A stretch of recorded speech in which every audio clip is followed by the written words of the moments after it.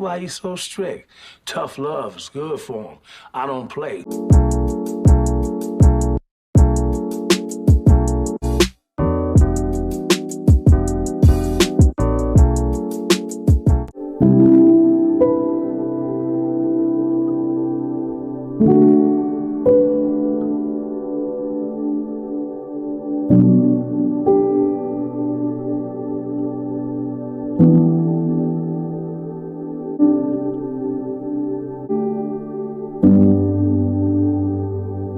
Hi guys, welcome and welcome back to my channel. It's your girl Naomi J, and I'm back at it again with another video.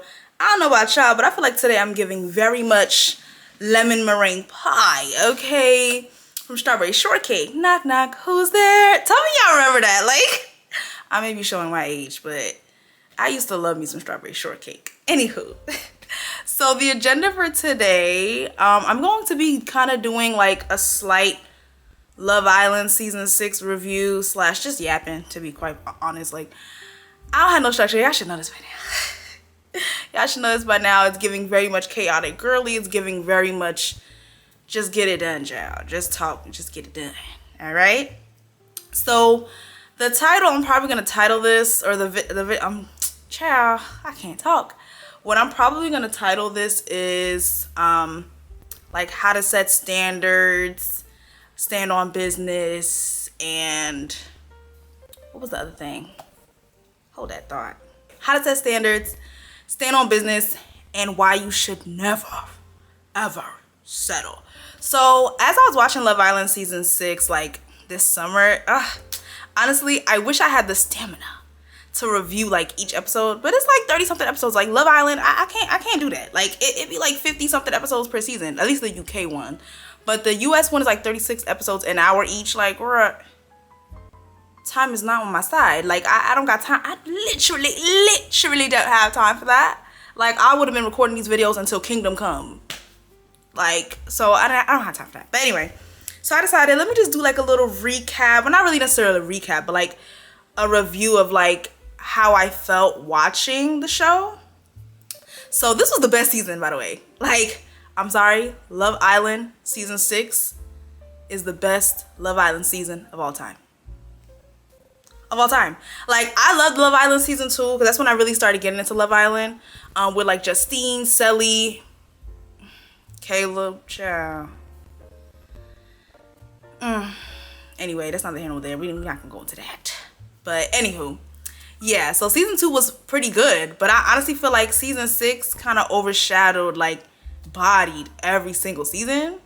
And it's just like, even to the people over here doing like the cast members over here doing like interviews, press runs, like this is the biggest season of Love Island USA that we have like ever. Love Island might even period, because it overshadowed UK, and UK was like the OG. So it's like, yeah, Love Island season 6 did their big one, okay?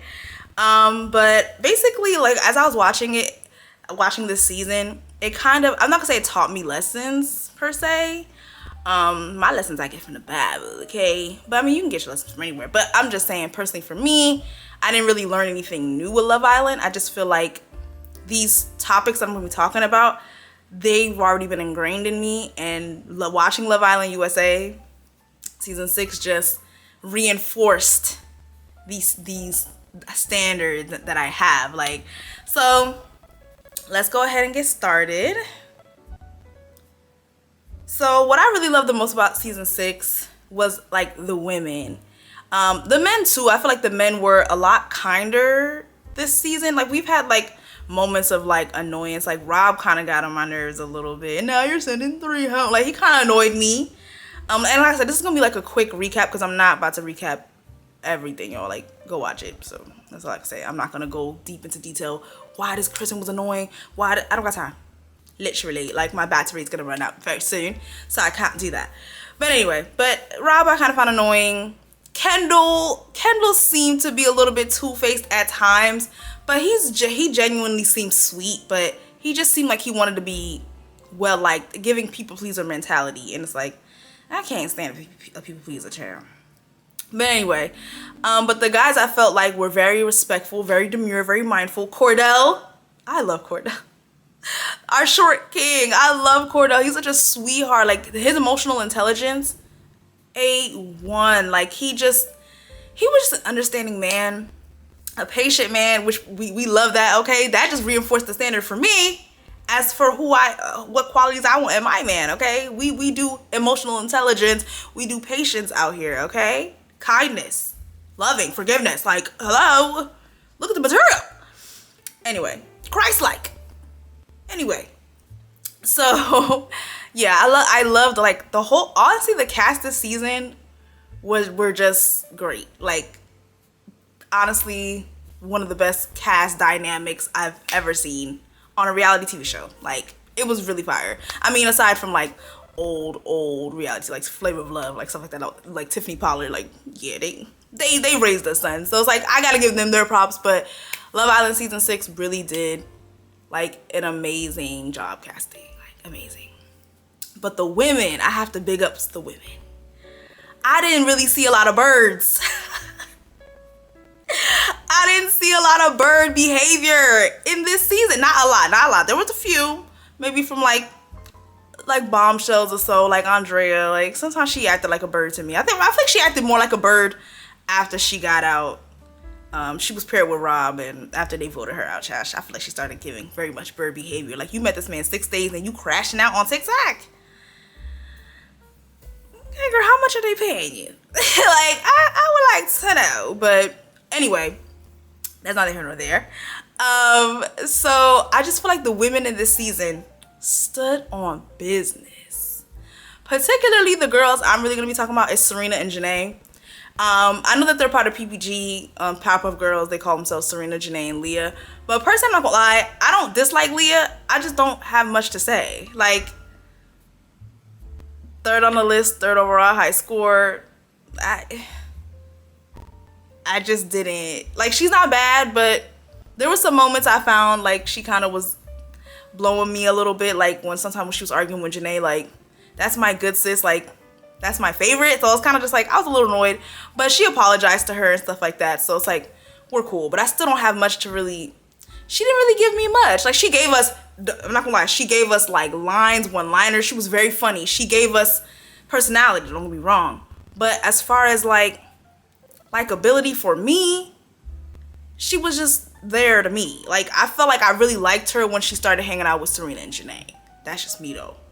But I feel like Janae is my favorite. Serena did grow on me, because at first Serena, I didn't mind. I liked her, but then she kind of started losing me when she started, like, it looked like she was dubbing Cordell a bit. So I was like, okay, girl, do you like him or not? But come to find out, she's just a slow burn girly. She's just like me for real. So I'm like, okay, girl, I see you. We see each other, because it takes time. It takes time for me to like really start to feel something for someone, like, fully.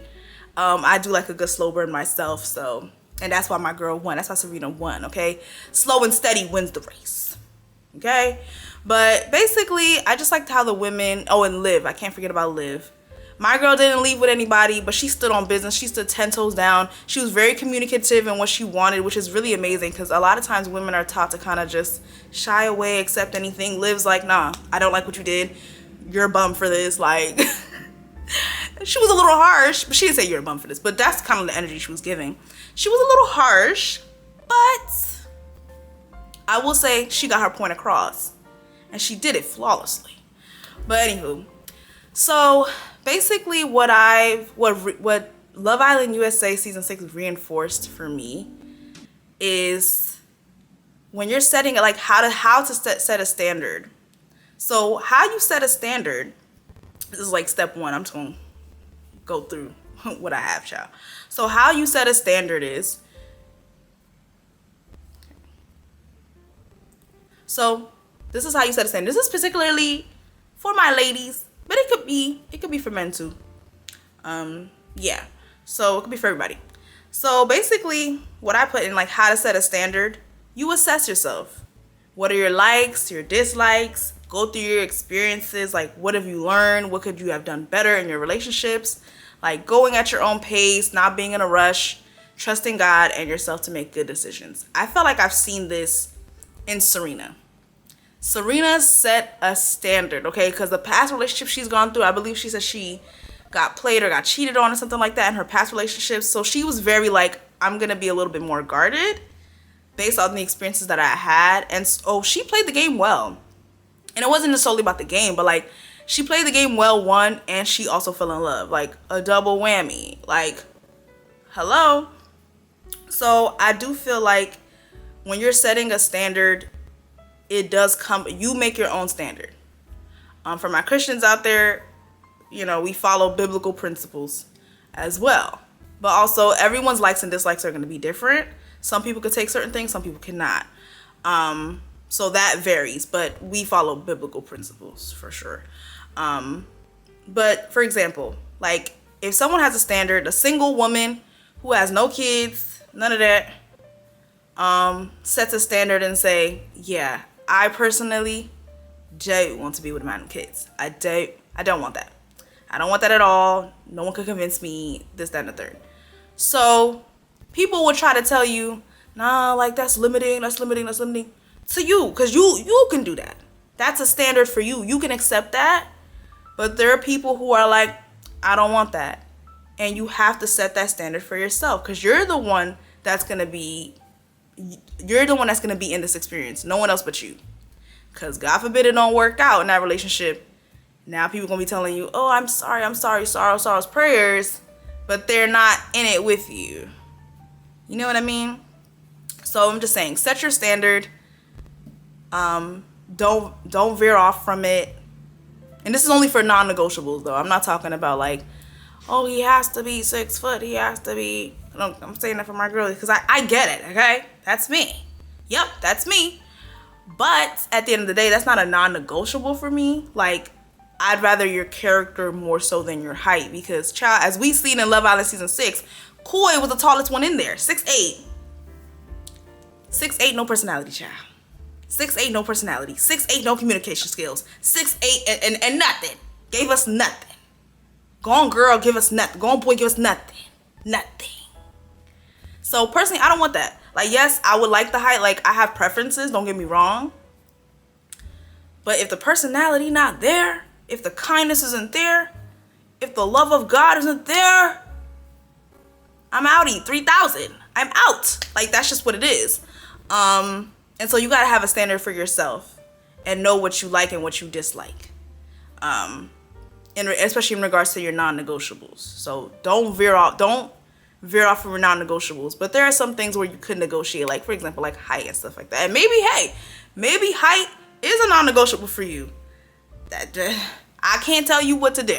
Okay, it's just not a non-negotiable for me. But I mean, a non-negotiable is you do got to be a little bit taller than me, because I'm 5'3", child. I'm really 5'2". SAT scores was high too. It's like, no, I'm 5'3", like she said. But yeah, and my SAT scores was not high. Anyway, moving on. So that's how you set a standard. Now, standing on business is what happens after you set the standard. Remember what I said. Class, remember what I said? Don't veer off. Don't like shirk. Don't shift from your standards, from your non-negotiables. That's what standing on business is. Sorry, y'all. If the lighting starts cutting in and out, I'm so sorry. The sunlight, Mr. Mr. Golden Sun is having a field day outside. Anyway, so standing on business is essentially you not veering off of your standard. Like, you're sticking by it. You're standing 10 toes no matter what anybody says. And that's standing on business. So Serena also is a good example of standing on business. When it came to Cordell, she was very communicative in like the whole Casa Amor situation. It gave us theater. It gave us movie. Oscar nomination. It gave us. And I just felt like, I know some people arguing like, oh, she shouldn't have been mad, she shouldn't have been upset, but we don't know what happens off screen, so they could have had a personal conversation or something like that we didn't see. I did like her passion and how she felt and how she wasn't afraid to speak about like her requirements and like what she wanted. She's like, don't play in my face kind of thing. So that was standing on business, and she let Cordell know her standards, and Cordell adjusted. And that's how we have our winners. You see what I'm saying? You gotta stand on business. you got to stand on business. Like, you have to stand on business. Also, I felt like Janae, she was my favorite. Like, how she played the game was just so impeccable. Because she set a standard too. These are the two examples, the two girlies I'm using as examples. Janae set a standard as well. So she had the tallest, in the beginning she had the tallest, like, dark skin, muscular, handsome, you know what I mean? Like, in the villa, Coy. But my girl, a new bombshell came in, Connor. We'll get to that later. A new bombshell came in, and Connor was just giving her more of what she needed in a relationship. She wanted someone who was more communicative, probably more like someone who initiated more conversation. I'm that way too. I don't want to be the only one to initiate, because I don't want to carry conversations on my back like a pack mule. Like, I'm not a donkey on the way to Damascus. That's just not me. I'm not carrying conversations on my back. I'm not doing that. No. Okay, my back is not that strong. Thanks. So my girl Janae was like, look, Coy. She even let him know, like, Coy, like, I'm always initiating. Like, we need to communicate more. Blah blah blah blah. He didn't shape up. He didn't shape up Olivia Newton-John, and you better shape up. You didn't do that. You didn't do that. So because he didn't do that, she found someone, Connor at the time. She found someone who was willing to communicate with her, initiate, make eye contact, like, give her compliments, like, show her that she's valued, show her that she's wanted. You know what I mean? Like, women want to feel wanted, okay? So Connor was doing that, and when it came down to her choice, instead of just being like, oh, but he's tall, oh, he's black, because, you know, for my black women, sometimes it's like people are like, oh, you know, black love, and I love black love, don't get me wrong. But sometimes it's like, go where you're wanted. Like, it's just with it, like, go where you're wanted, okay? If that boy don't love you by now, he will never, never, never, never love you. Like, so Coy didn't love her child. Love her, because it's Love Island child. But, I mean, love after a couple days is crazy. But whatever. If he don't like you, if he not willing to put in the effort, then, sayonara. So that's what she did. Coy packed his bags and left. Packed all her things and some of yours and left. So she was like, I'm taking Connor and you're going home because you're not doing what I'm requiring you to do. Yes, you have the looks, but do you have the communication skills? Do you have the personality to back it up? You don't. So, yeah. And I like that she stood on business and was like, I'm picking myself, because it's like, no, like, everyone would probably tell her, oh, girl, you're never going to find someone like that. You're not, like, they have like a scarcity. People have a scarcity mindset. And it'd be like, oh, when are you going to meet someone who's fine like that? When are you going to da-da-da-da? Oh, you'll never find somebody like that. You're right. They'll be better. Thank you. Sign management. So, yeah, and I'm proud of Janae for doing that and sticking her ground and standing on business in that regard. Connor, though, ended up not being a great guy.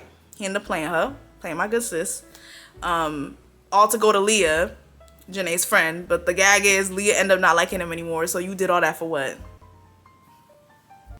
Play stupid games, win stupid prizes. So, but she stood on business and was like, nah. And my girl stayed patient, stayed hopeful. Okay, that's important. For all my singles out there, stay patient, stay hopeful. Like, it'll come. It'll come. God willing, it'll come.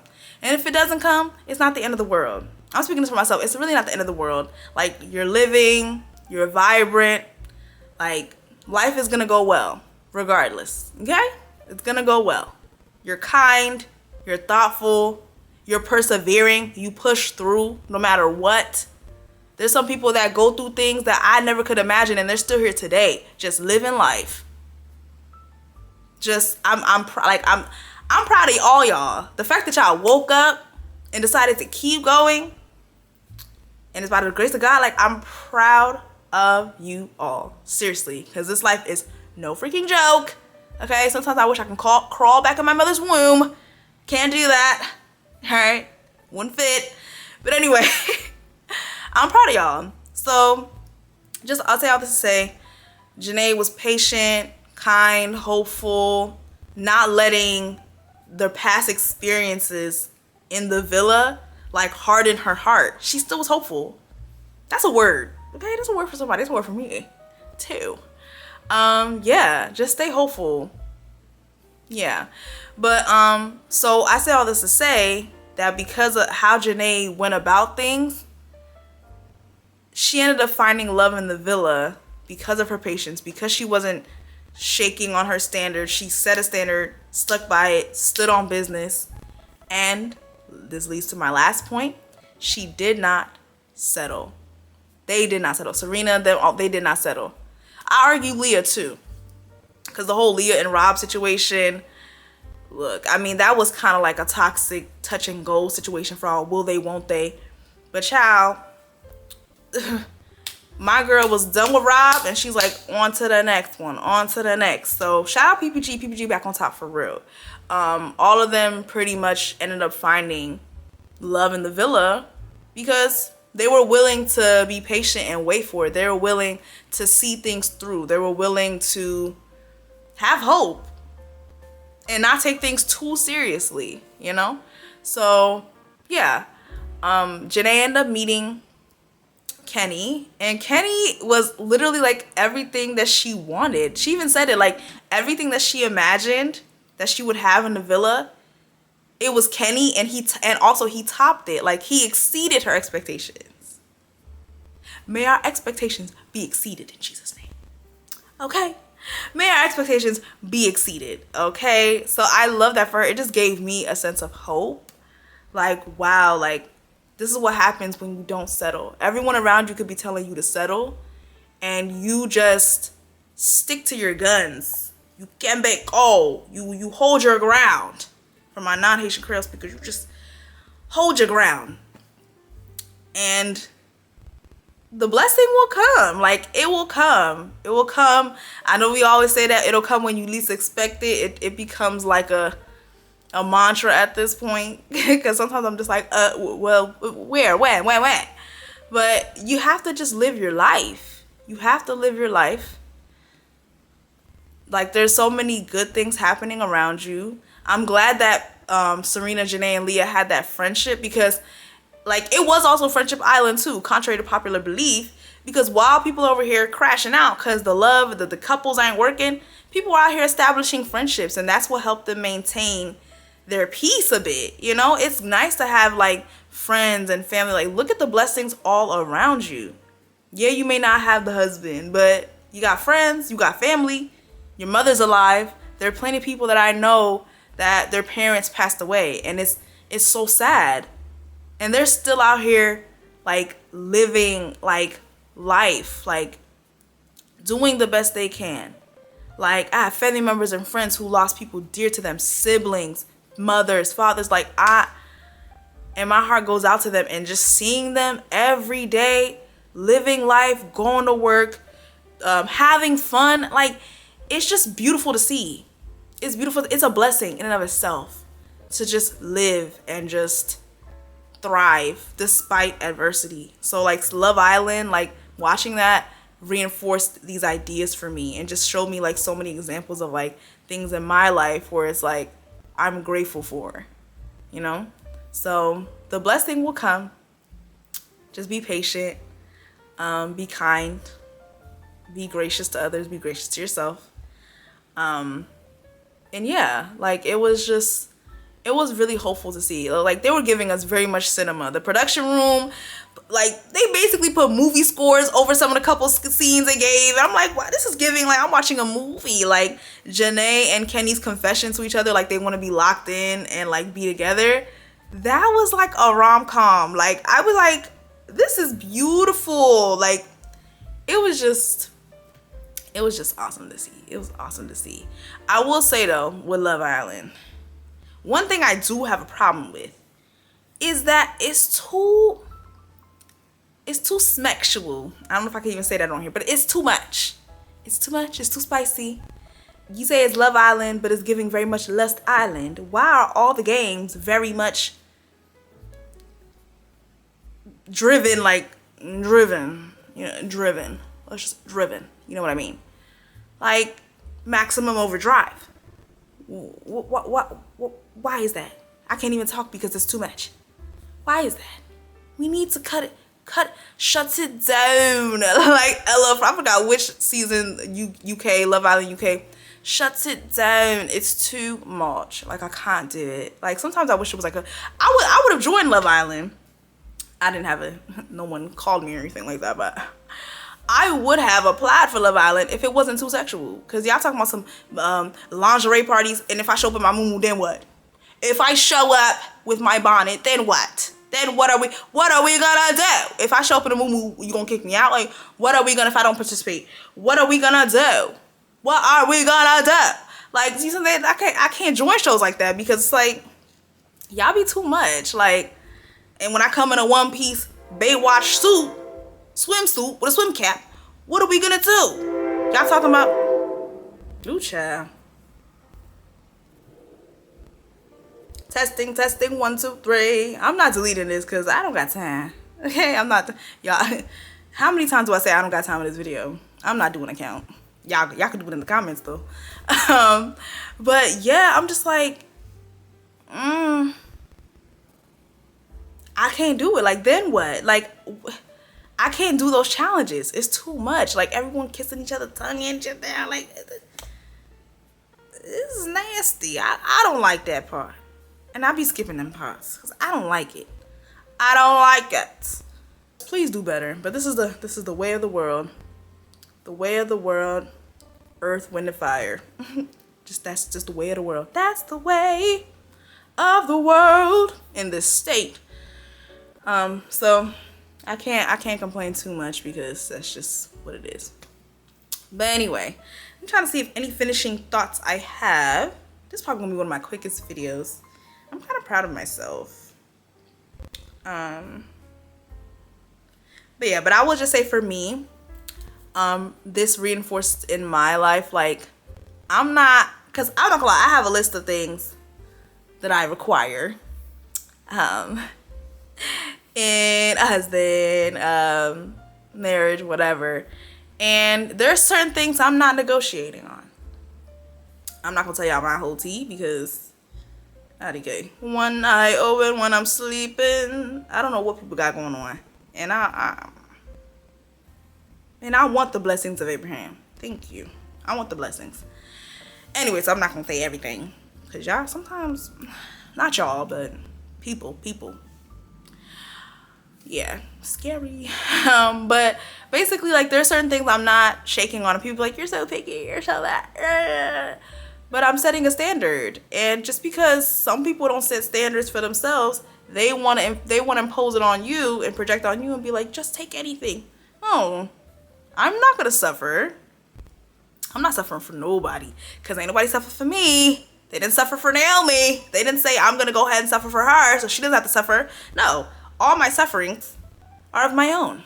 So if all my sufferings are of my own, why am I listening to you saying just take anything? No, like, I want what I want. And if anything that Love Island reinforced for me is that it'll come. When you're patient, you stand on business, you set a standard. I probably flip the order, but you never settle. That's the main core of this message. Never settle. Okay, so seeing that in real time in the show really, like, reinforced. So it's like it's even more up now. It's even more up now. Most people are like, oh, at one point when you get older, you're gonna want to just get. It's up now. Now that I see that they can do it, I could do it too. Okay. But anyway, that's it for this video. I hope you guys enjoyed.